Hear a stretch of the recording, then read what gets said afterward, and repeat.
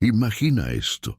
Una noche sin estrellas en la Sierra del Cobre, un amanecer gris que jamás llega, y en medio del desierto seco, una cruz rota, inclinada sobre la tumba de alguien que nunca debió ser enterrado ahí. ¿Alguna vez te has preguntado qué clase de criatura arranca el alma de un pueblo sin dejar rastros? ¿Qué clase de sombra puede desgarrar un rebaño entero sin dejar ni un gemido? Piensa en el siguiente escenario. Un caballo sin jinete galopa por la frontera, cubierto de barro seco y con los ojos desorbitados. Atrás deja un rastro de miedo y silencio. Joaquín Murrieta, el único que ha regresado de esas colinas malditas con vida, lo sigue desde lejos, no para salvar a nadie, sino porque alguien o algo lo llama desde lo más profundo del bosque. Esta no es una historia de bandidos ni de forajidos. Es una de esas historias de terror que las abuelas susurran entre rezos.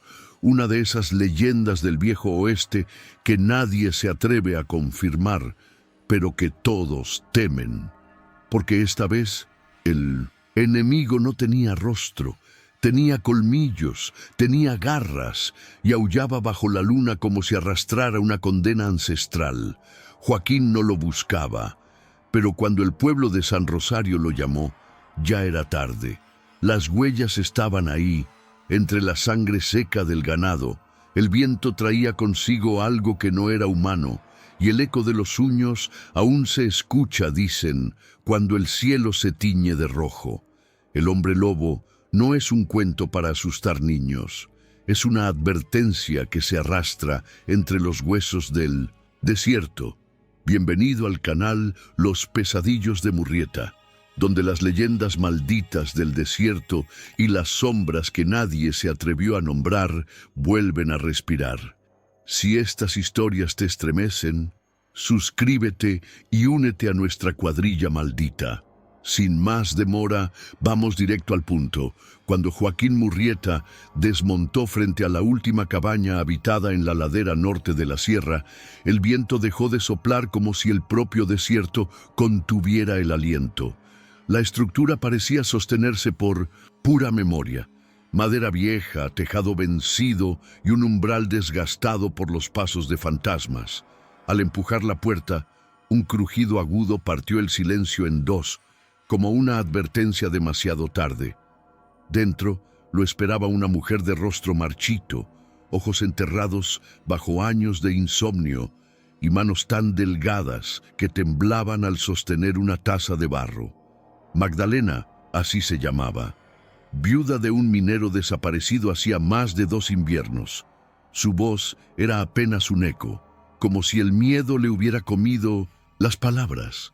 No quiso pronunciar el nombre de la criatura, pero susurró algo entre dientes agrietados, una frase cargada de una resignación que olía a tierra húmeda. La marca del colmillo. Joaquín se inclinó, sin comprender. Ella levantó la manga de su vestido. En la piel, justo debajo del codo, una cicatriz profunda en forma de media luna brillaba como hierro quemado. No sangraba, no sanaba. Era una herida que seguía respirando. La habitación estaba cargada. Un aroma metálico flotaba en el aire, mezcla de cobre, tierra seca y humo de hierbas muertas. Las paredes, ennegrecidas por décadas de fuego lento, parecían sudar resina oscura.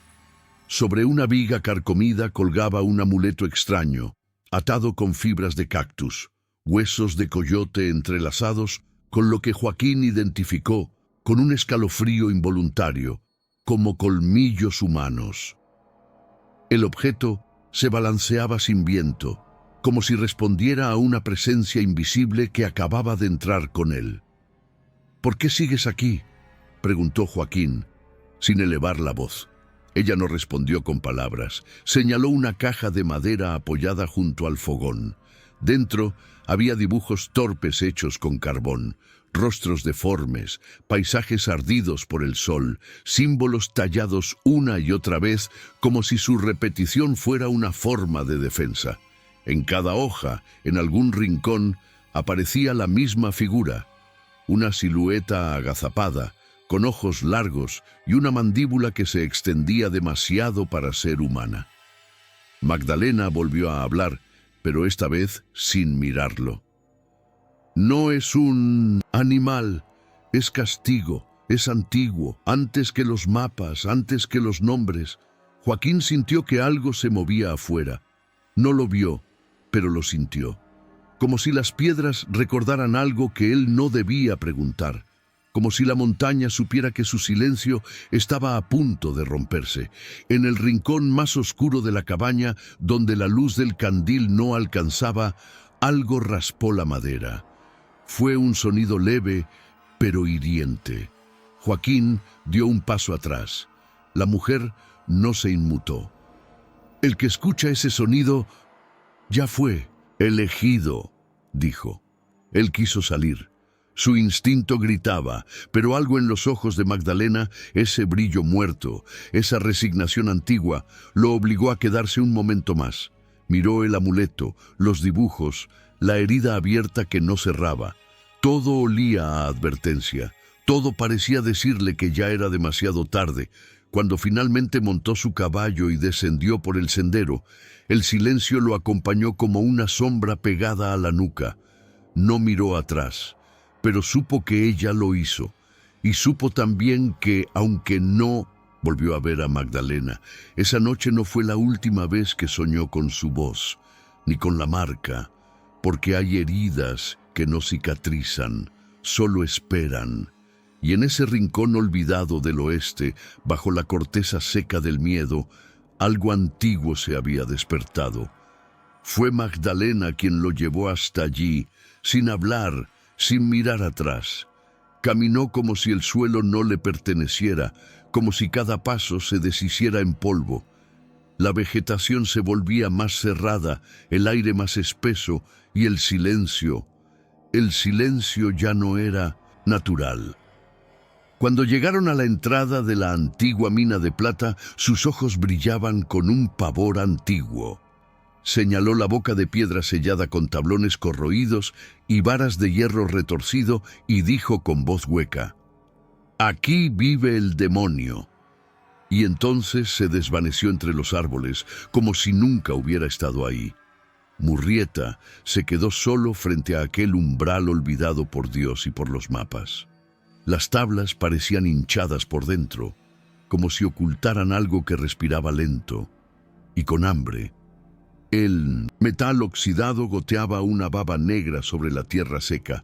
No debía abrirla, lo sabía, pero cuando uno ha visto lo que él ha visto, deja de temer a lo lógico y comienza a temer a lo que respira en lo oculto. Con manos endurecidas por la vida, fue arrancando una a una las tablas que sellaban la mina. Cada crujido era un lamento, cada clavo extraído un eco que parecía multiplicarse bajo la tierra. Cuando finalmente el paso quedó libre, una bocanada de aire fétido escapó del túnel como un gemido retenido por décadas.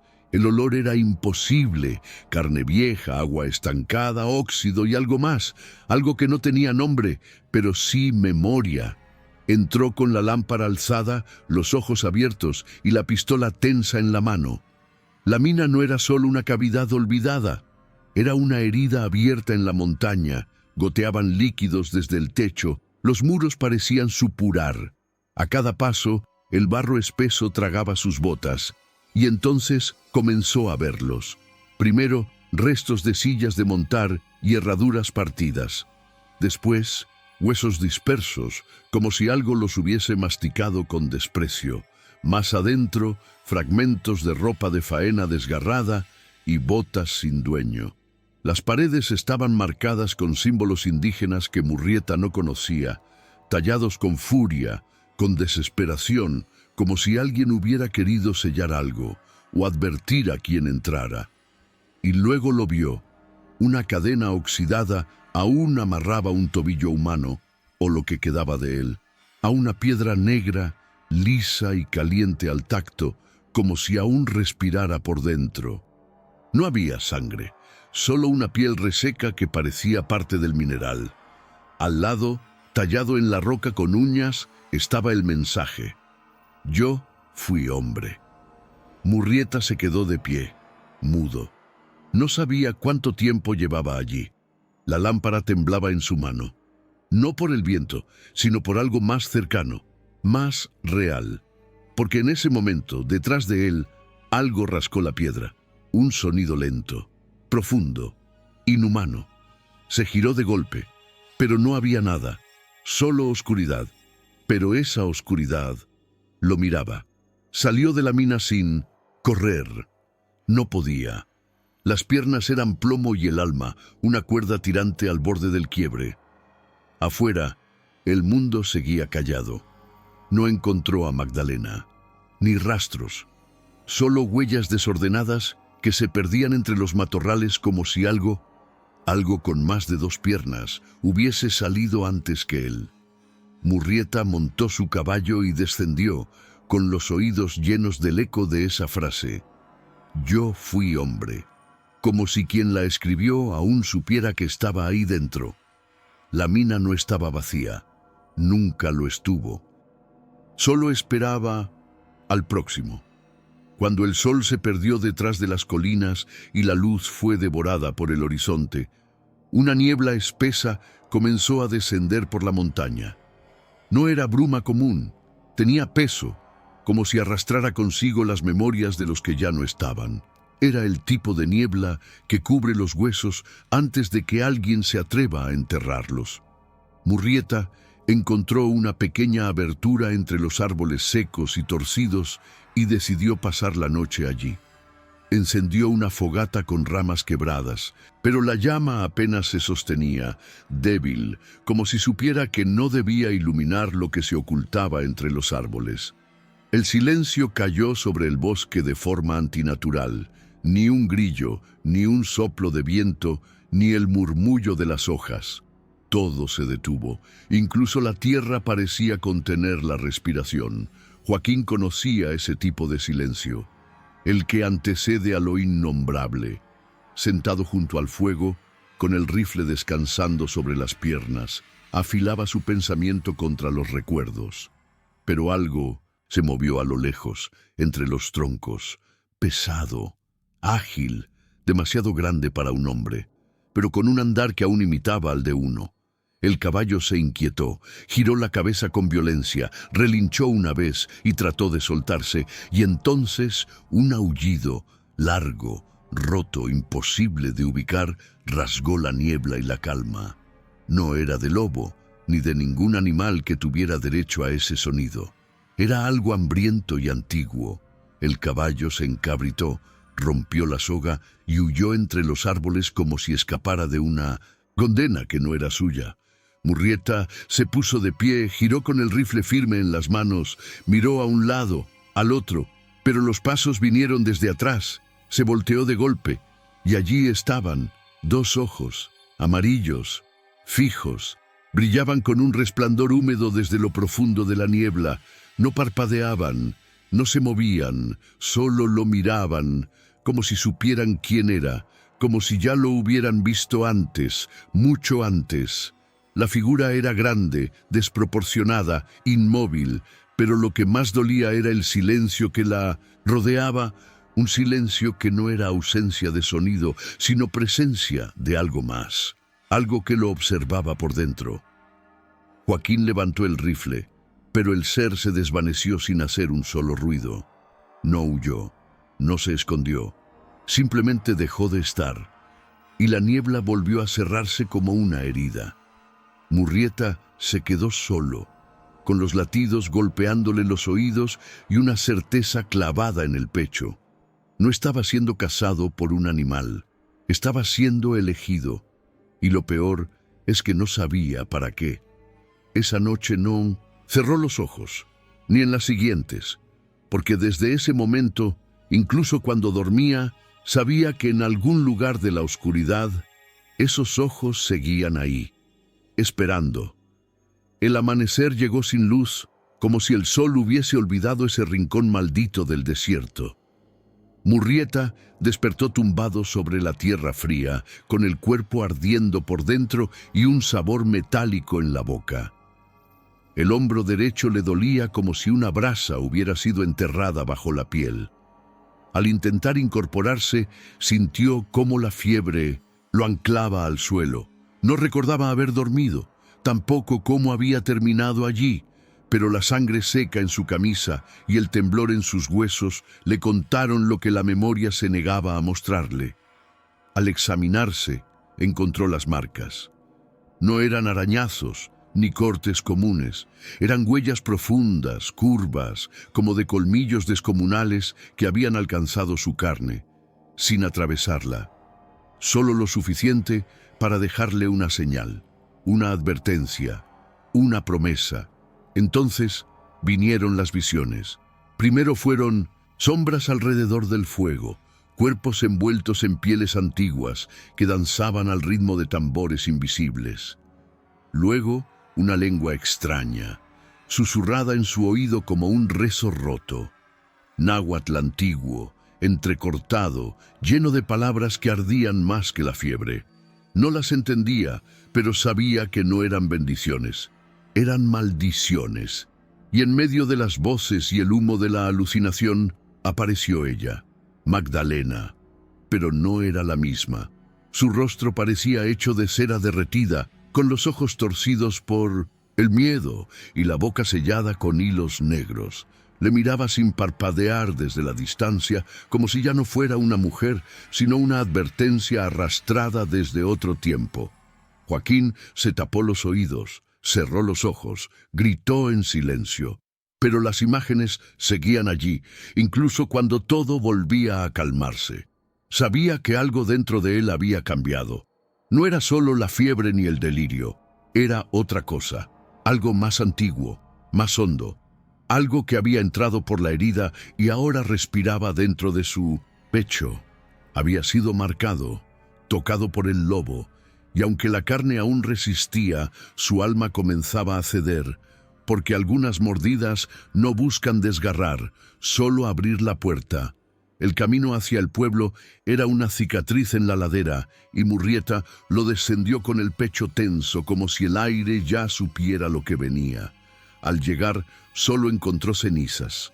Las casas eran esqueletos carbonizados, abiertas al viento como bocas que aún gritaban. No había cuerpos, ni rastro de lucha, solo rastros oscuros, arrastrados, que serpenteaban por el suelo hasta perderse entre los pinos. Era como si el pueblo hubiera sido devorado. En silencio. En la capilla, el altar estaba intacto, pero torcido por una blasfemia muda. El crucifijo colgaba invertido, clavado en la madera con furia. Encima de él, como una ofrenda cruel, alguien había dejado el cuero cabelludo del sacerdote. Aún rezumaba un olor a cobre y humo bendito. Joaquín se acercó sin decir palabra, con los dedos temblando en la culata del revólver. Entonces lo oyó. Una respiración delgada como la de un animal herido. Venía del confesionario. Murrieta empujó la puerta. La bisagra chirrió como si algo se quebrara por dentro. Allí, acurrucado en el rincón más oscuro, estaba un niño, cubierto de barro hasta los ojos, con las mejillas marcadas por lágrimas secas y las manos apretadas contra el pecho. No tenía heridas, pero temblaba como si ya no pudiera confiar en su propio cuerpo. Joaquín se agachó, lento, sin hablar. El niño alzó la vista y susurró con una voz que no era suya: «Él no muere». «¿Quién?», preguntó Murrieta, aunque ya lo sabía. «Él recuerda». El silencio volvió a caer, pero no era el mismo. Ahora tenía forma y caminaba entre los árboles. La luna colgaba inmóvil sobre el desierto cuando Murrieta encontró los rastros. Huellas profundas, como de un animal que arrastraba algo demasiado pesado o demasiado humano. Lo siguió hasta una antigua hacienda perdida entre matorrales secos y muros vencidos por el viento. La madera crujía con cada paso como si guardara secretos en sus vetas. Todo allí tenía el peso del abandono, menos el aire, que parecía contener una respiración que no era suya. En el interior de la casa principal, entre polvo y silencio, Joaquín halló un diario. Las páginas estaban arrugadas por la humedad y el tiempo, pero las palabras aún ardían. Pertenecía a un hombre llamado Aurelio Zamora, minero, viudo y condenado. Su caligrafía se tornaba más temblorosa con cada página, hasta que el texto parecía escrito por alguien que ya no reconocía su propia mano. Relataba haber participado en un antiguo ritual indígena, una ceremonia prohibida, sellada con sangre y raíces, destinado a invocar el espíritu de un guardián bestial para proteger las tierras profanadas por los forasteros. Pero algo salió mal. El espíritu respondió, pero no trajo equilibrio, trajo hambre. El espíritu ya no me obedece, decía una línea torcida. El lobo no distingue justicia de venganza, me mira desde dentro. Murrieta dio vuelta a la última página con los dedos sucios de polvo y miedo. Y allí estaba, solitario, un último fragmento, escrito con la furia de alguien que luchaba contra su propia mente. La luna me llama. Ya no recuerdo mi nombre. Fue en ese instante que Murrieta lo entendió. El nombre olvidado era Aurelio. Y ahora, la bestia que caminaba entre los pinos ya no tenía rostro, solo instinto y sed. Aquella noche, la luna ascendió como una herida abierta sobre el cielo del desierto. Roja, inmóvil, vigilante. El viento había cesado y hasta los coyotes se escondían en silencio, como si algo más antiguo estuviera reclamando la tierra. Joaquín Murrieta, con el cuerpo aún marcado por la fiebre y las visiones, se preparó como un hombre que no espera regresar. Había fundido viejas reliquias de plata, anillos, crucifijos, monedas robadas de tumbas olvidadas, para fabricar balas improvisadas. Untó su cuerpo con la sangre de una cabra recién sacrificada, sabiendo que el hedor de la muerte atraería a lo que no teme al fuego ni a los rezos. En el claro donde la tierra parecía más estéril, trazó un círculo con sal, ceniza y pólvora, y allí se arrodilló, esperando, no como cazador, sino como ofrenda. La medianoche llegó sin anunciarse. Primero fue un crujido entre los pinos, luego una sombra que se arrastró más rápido que cualquier animal conocido, y finalmente el silencio absoluto. Entonces lo vio. Emergió de la oscuridad como si la noche lo hubiera parido, casi 2 metros de altura, piel rasgada como cuero quemado, músculos tensos como cuerdas malditas. Su mandíbula no era humana, pero en sus ojos, amarillos, llorosos, llenos de algo que se parecía al dolor, aún vivía un nombre olvidado. El hombre lobo avanzó lentamente, olfateando el aire, salivando sobre la tierra seca. Joaquín disparó. 1 vez, 2, 3 veces. Las balas de plata abrieron grietas en el cuerpo de la bestia, pero no la detuvieron.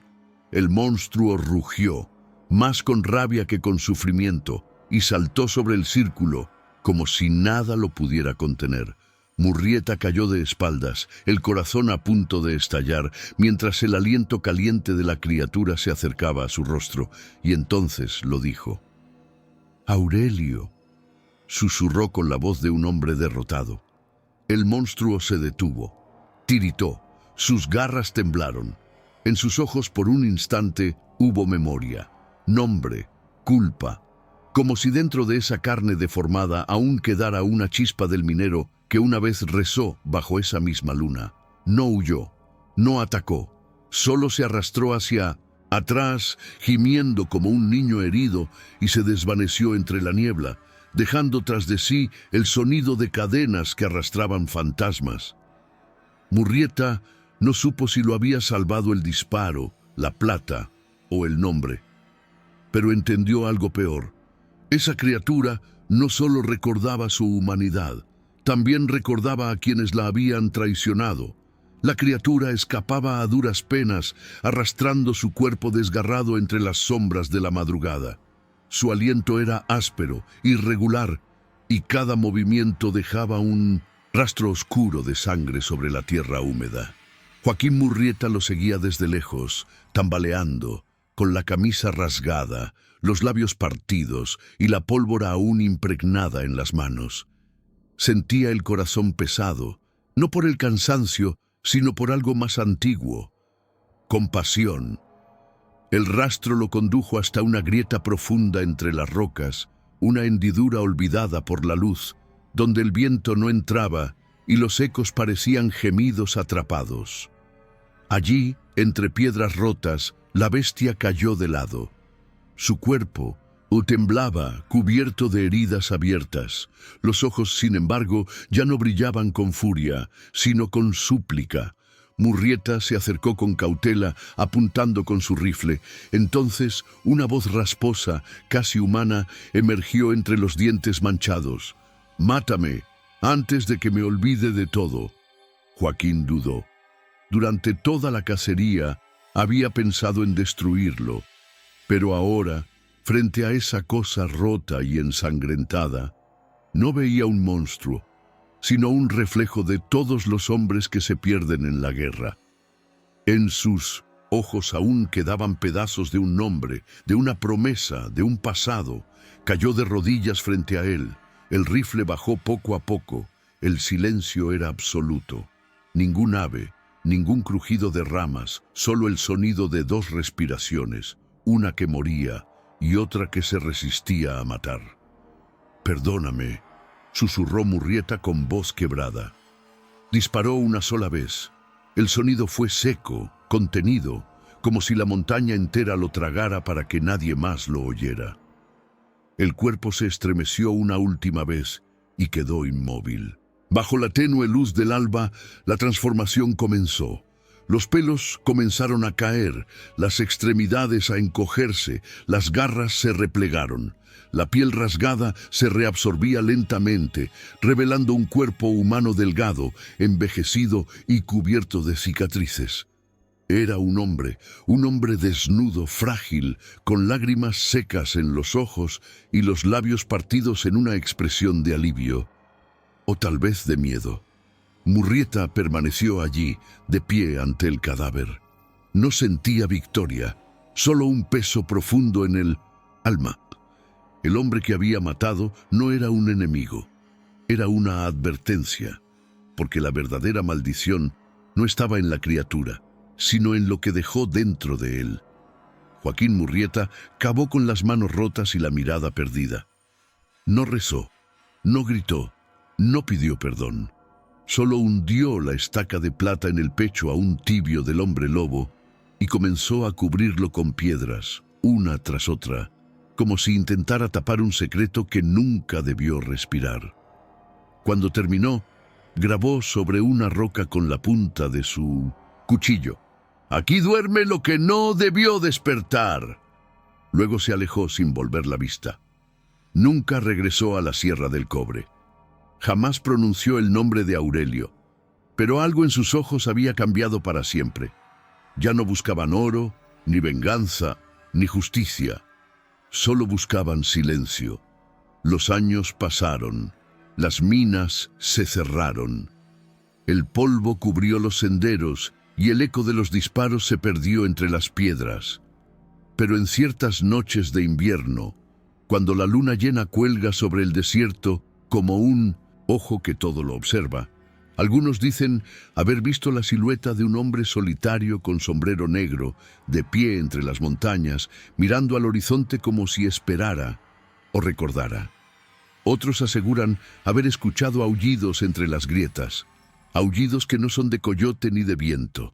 Son sonidos más antiguos, más profundos, que vibran en los huesos y en el alma, como si algo se removiera bajo la tierra, algo que duerme, pero sueña, algo que sangra recuerdos, porque aquella criatura, la bestia, no fue destruida, solo fue contenida, sellada con piedras y olvido, pero las piedras se agrietan y el olvido, tarde o temprano, falla. Joaquín Murrieta lo sabe, lo ha sabido siempre. Cada noche, antes de cerrar los ojos, escucha el crujido de las garras detrás del silencio, y a veces, solo a veces, Sueña con una voz que le susurra desde la oscuridad: ya no recuerdo mi nombre. No habla de ello, no escribe sobre ello, porque hay verdades que no deben pronunciarse, recuerdos que muerden, pactos que no terminan con la muerte. Lo que vivió en esa mina maldita no fue una simple cacería, fue una advertencia escrita con sangre vieja, con símbolos olvidados por los hombres y reverenciados por los lobos. Y ahora esa advertencia está aquí, en tu oído, en tu mente. ¿La escuchas? Afuera, el viento arrastra voces que nadie llama. En algún lugar del desierto, un pozo vuelve a sangrar sin explicación. Y si miras demasiado dentro de la oscuridad, tal vez veas unos ojos que te devuelven la mirada desde el fondo de una mina. Así que dime, ¿conocías esta historia? ¿Qué habrías hecho tú si hubieras estado allí? ¿Qué otros secretos malditos del desierto deberían ser contados? Si esta historia te dejó pensando, no dejes que se pierda en el silencio del polvo. Suscríbete al canal y activa las notificaciones para escuchar más pesadillas que el viento no logró enterrar. Gracias por quedarte hasta el final. Pero recuerda, hay historias que nunca debieron ser contadas. Nos vemos en el próximo relato. Si es que aún estás aquí,